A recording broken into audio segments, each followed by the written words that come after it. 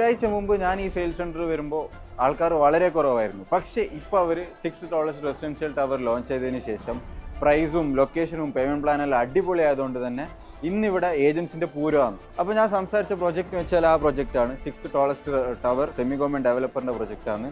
പ്രൊജക്റ്റിൻ്റെ detail, അതായത് price, location, payment പ്ലാനെല്ലാം ഞാൻ എക്സ്പ്ലെയിൻ ചെയ്ത് തന്ന വീഡിയോസ് ഉണ്ട് എൻ്റെ അക്കൗണ്ടിൽ. കാണാത്ത ആൾക്കാർ പോയി കണ്ടോ.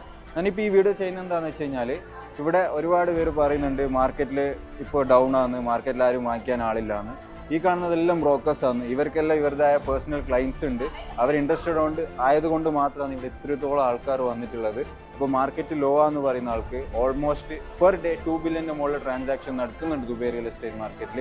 ക്വാർട്ടർ ഓൺ ക്വാർട്ടർ എപ്പോഴും ഇൻക്രീസ് ആണ് കാണുന്നത്. അപ്പോൾ ഇൻവെസ്റ്റ് ചെയ്യാൻ താല്പര്യമുള്ള ആൾ ഇതുപോലത്തെ നല്ല പ്രോജക്റ്റ് വരുമ്പോൾ ഇൻവെസ്റ്റ് ചെയ്ത് വെക്കുക. കാരണം എന്ന് വെച്ചാൽ വളരെയധികം എക്സ്ക്ലൂസിവിറ്റി ഉള്ള ഒരു പ്രൊജക്റ്റാണ്. സെമി ഗവൺമെൻറ് ഡെവലപ്പറിൻ്റെ പ്രൊജക്റ്റാണ്. ബെസ്റ്റ് പേയ്മെൻറ്റ് പ്ലാൻ ആണ്, ബെസ്റ്റ് പ്രൈസ് ആണ്. അപ്പോൾ ഓപ്പർച്യൂണിറ്റി വരുമ്പോൾ മാക്സിമം യൂട്ടിലൈസ് ചെയ്യുക. അതല്ലാന്നുണ്ടെങ്കിൽ ഫ്യൂച്ചറിൽ നിങ്ങൾ റിഗ്രറ്റ് ചെയ്യും.